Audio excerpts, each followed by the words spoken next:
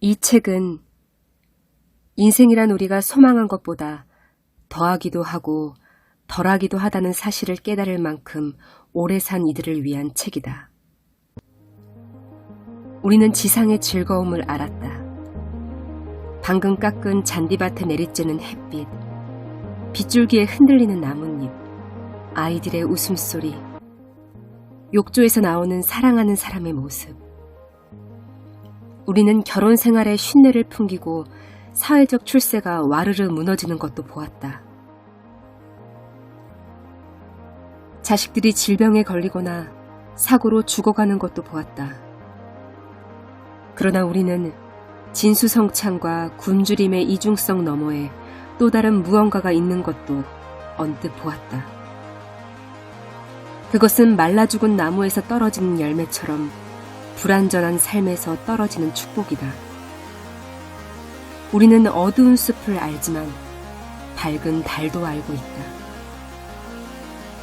이 책은 이 제3의 길, 상실을 지나 이제껏 한 번도 상상한 적 없는 완전함과 풍요로움과 심오함으로 나아가는 길을 받아들일 준비가 되어 있는 이들을 위한 책이다.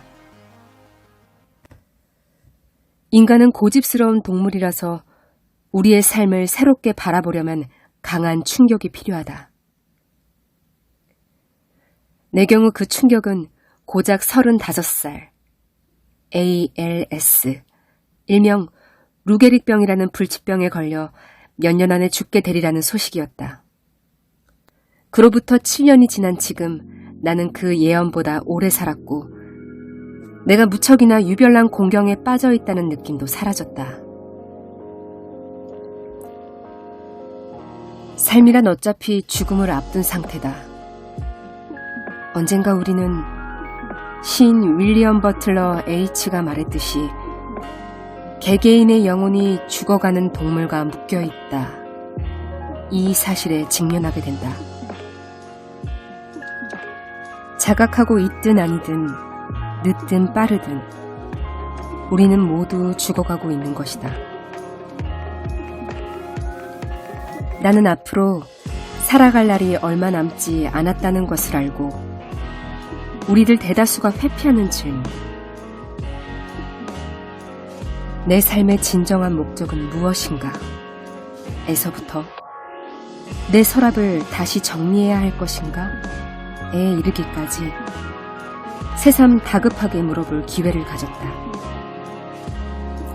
그 질문을 통해서 내가 깨달은 것은 죽음을 면할 수 없는 운명을 좀 더 충분히 자각하는 것이야말로 좀 더 충실한 삶으로 나를 이끄는 최고의 안내자였다는 점이다. 여러분은 아마 육체적 또는 감정적으로 무언가를 상실한 경험을 가지고 있을 것이다. 이 책을 읽게 된 계기가 무엇이든 어떤 필요성 때문이든 아니면 단순한 호기심이나 우연 때문이든 여러분이 내 이야기를 통해서 여러분 자신과 좀 더 깊이 연결되었으면 하는 것이 내 바람이다. 나는 몇 주 전에 이곳의 한 지방교회에서 설교를 했고 목사는 아니지만 예배가 끝난 뒤 교회 정문 앞에서 사람들과 인사를 나누었다. 이틀 뒤에 어떤 여자로부터 편지를 받았는데 그녀는 내 설교도 뜻깊었지만 예배가 끝난 뒤에 나눈 대화도 그에 못지않게 중요했다고 말했다. 제가 교회 문간에서 말을 걸었을 때 당신은 신을 찬양하라고 하셨죠. 그 말씀은 감탄이 아니라 명령이었다고 저는 믿습니다. 저는 신을 찬양할 것입니다. 이상한 일이지만 나는 결코 신을 찬양하라고 말한 적이 없다. 그것은 내가 할 만한 말이 아니다. 하지만 그녀는 그 말을 들을 필요가 있었던 것이 분명하다. 나는 여러 해 동안 대학에서 가르치는 수많은 청중에게 내 글을 읽어주면서 사람들은 자신이 가장 필요로 하거나 가장 받아들일 준비가 되어 있는 것을 내 이야기에서 끌어낸다는 것을 알았다. 그 결과는 내가 의식적으로 의도한 것과는 거의 관계가 없는 경우가 많다.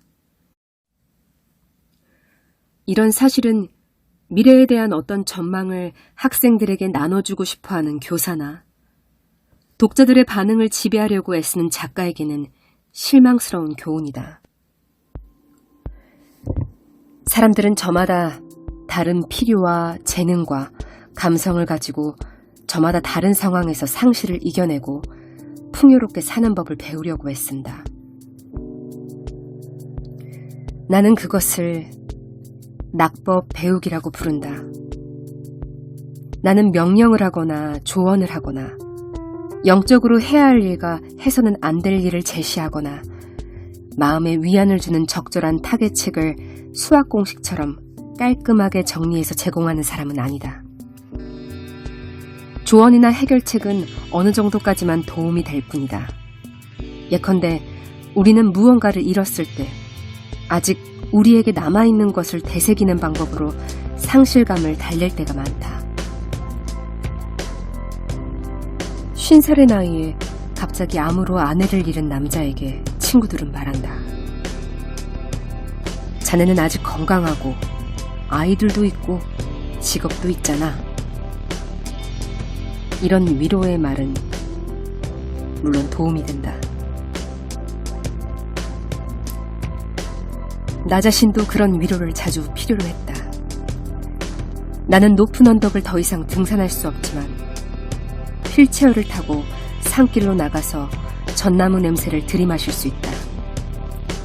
그것은 모두 미래에 대한 전망의 문제일 뿐이라고 우리는 말하고 싶어 한다.